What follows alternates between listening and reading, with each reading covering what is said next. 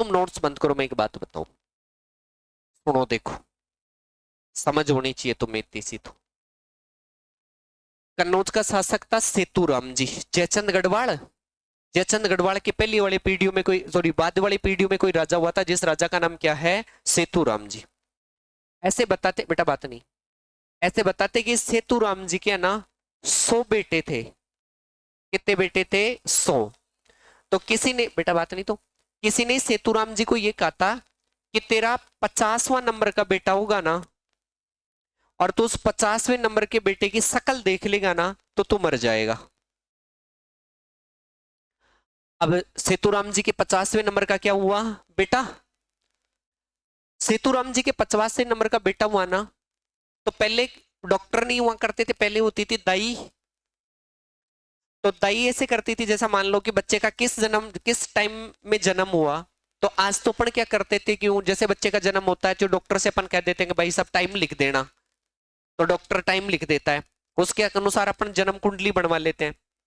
उस दाई ने क्या किया कि जैसे ही सेतुराम जी के बेटे का जन्म हुआ, और उस दाई ने ये कहा कि तू है ना, जहां छाया रहे ना छाया, इस छाया की जगह एक लाइन खींच देना। क्या खींच देना? लाइन। तो वो लाइन पंडित को दिखा लेंगे, और पंडित बता देगा कि भाई किस टाइम में बच्चे का जन्म हुआ है। आज भी तुम्हें दादा दादी देखना, तुम कितना ही टाइम देख लो, दादी छाया देखकर बता दे दूध की टेम होगी। दादी छाया देख के ही बता देती है।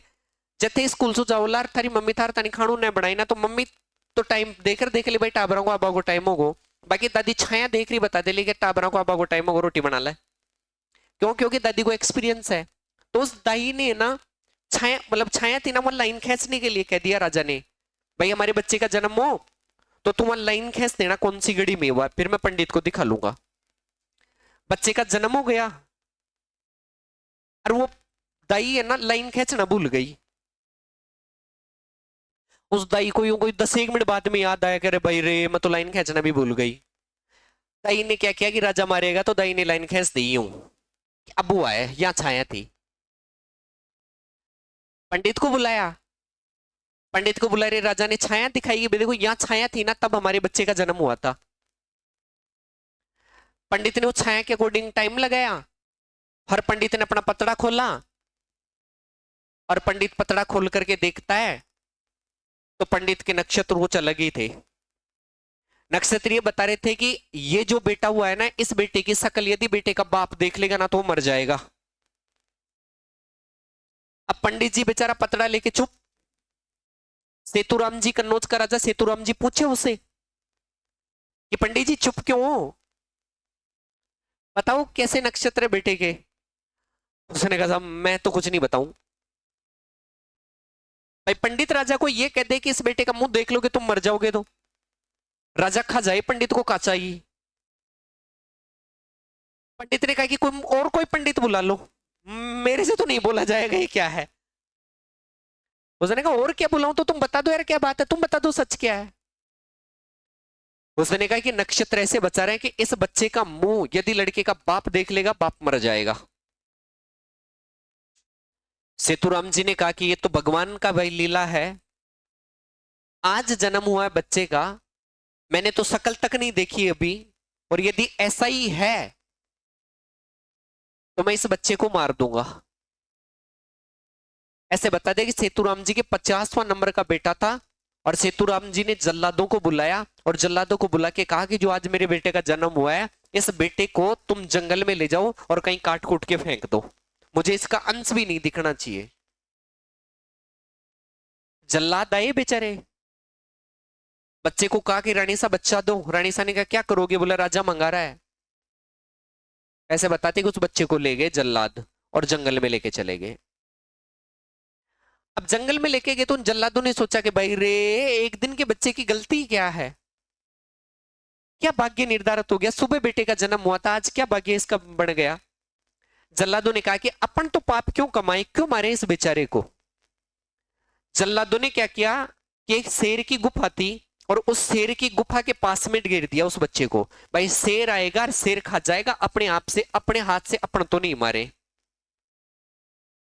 ऐसे बताते कि वो बच्चा है ना, गुफा के पास में था, वो बच्चा लुढ़का, मतलब गुड़ गया बच्चा और गुड़ करके शेर की गुफा में चला गया।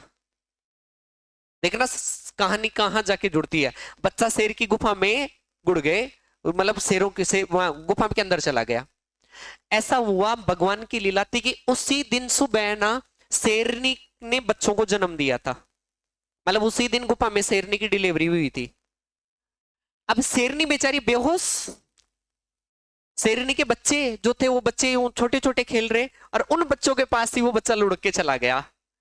शेरनी को शाम को होश आया, शेरनी को होश आया तो शेरनी की आंख खुली। डिलीवरी के समय महिला को दुनिया का सबसे बड़ा दर्द सहन करना पड़ता है, तो उसकी आंख खुली शेरनी की, तो उसने देखा कि ये सारे बच्चे मेरे ही हैं।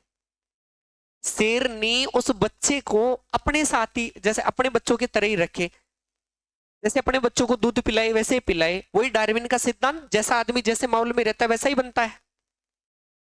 अब वो भी वैसे, वो जो बच्चा था वो भी शेरनी के बच्चों की तरह यूं दूध पिए। अब वो जो बच्चा था जिसका लालन पालन शेरनी के वहां हुआ, शेरनी के बच्चों के साथ हुआ, तो उसके सारे सिद्धांत वैसे ही रहने लगे। वो यूं उन बच्चों के साथ ही बगैर, वो यूं कच्चा मांस खा जाहिर, यूं शरीर पर ही बाल, कपड़े भी नहीं पहने, यूं जिंदाबाद ही रहे। भाई वो तो शेरों के साथ रहे, तो वैसे ही वो घुर्राए, जैसे वो शेरनी के बच्चे करे वैसे ही करे, वैसे ही चले, वैसे ही भगे। साया समय निकल गया, खूब समय निकल गया। कोई 10-12 एक साल बाद में अपने पाली के ब्राह्मण थे।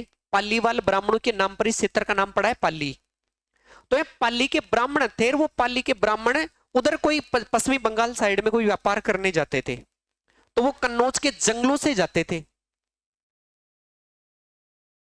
तो जो व्यापारी जंगलों में गए ना, तो उन्होंने जंगलों में एक अचंबा देखा कि 4 शेर हैं, 4 शेरों के बीच में एक बच्चा खेल रहा है। जैसे वो शेर गुर्राते हैं वैसे ही वो छोरा गुर्रा रहा है, वैसे ही चल रहा है, शरीर पर बाल ही बाल है, पर वो इंसान है।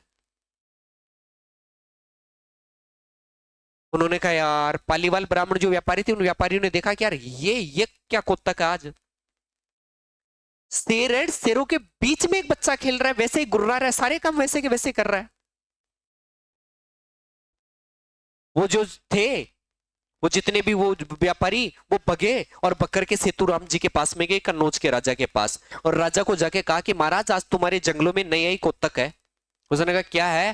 बोला 4 शेर है और 4 शेरों के साथ एक बच्चा खेल रहा है, वैसे ही घुर्रा रहा है, वैसे ही चल रहा है, वैसे ही सारे काम कर रहा है, वैसे ही मांस को कच्चा ही खा रहा है, कपड़े भी नहीं पहन रखे, जिंदाबाद ही है।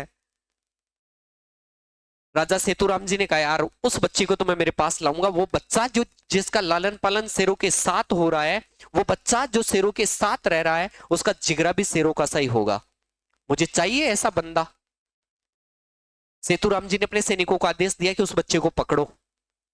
ऐसे बताते हैं कि सेतुराम जी की सेना गई, सेना जाकर के उस बच्चे को पकड़ती है, और पकड़ करके जंजीरों से बांध करके और सेतुराम जी के सामने लाई। उस बच्चे को सेतुराम जी के सामने लाया गया तो जंजीरों से बांधा। अब उसने तो आदमी देखे ही नहीं थे बच्चे ने, वो तो शेरों के साथ रह के आया था, गुर्राए ऐसे ही वो छोरा सेतुराम जी के सिंहासन के पास में बांध रखा था उसको, सेतुराम जी पे गुर्राए। उसने चिल चिल, उसके शरीर से यूं बाल हटवाए, उसको यूं कपड़े पहनाए। सेतुराम जी उसको समझाए कि तू इंसानों के बीच में आ गया, अब सुन, यूं गुर्रा मत।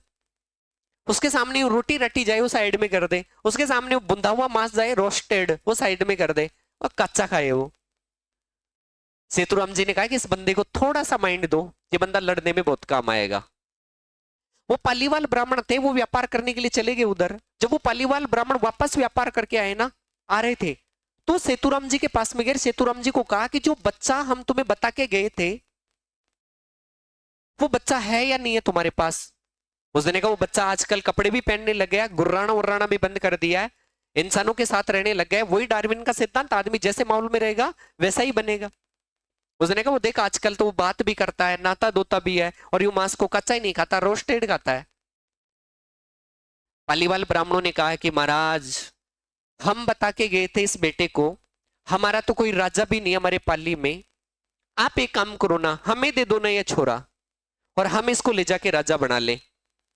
ऐसे बताते कि सेतुराम जी पालीवाल ब्राह्मणों को वो छोरा दे देता है। वो छोरा शेरों के साथ रह के आया था, उस छोरे का नाम ही रखा गया सिंहा।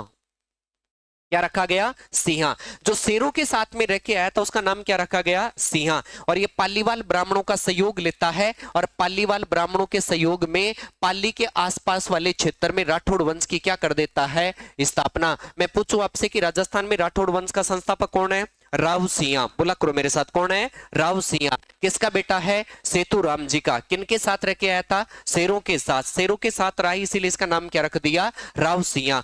राठौड़ वंश का पहला राजा कौन बना है? राव सिंहा। इसके बाद की बातें करूंगा कल। धन्यवाद। बंद कर दे क्लास।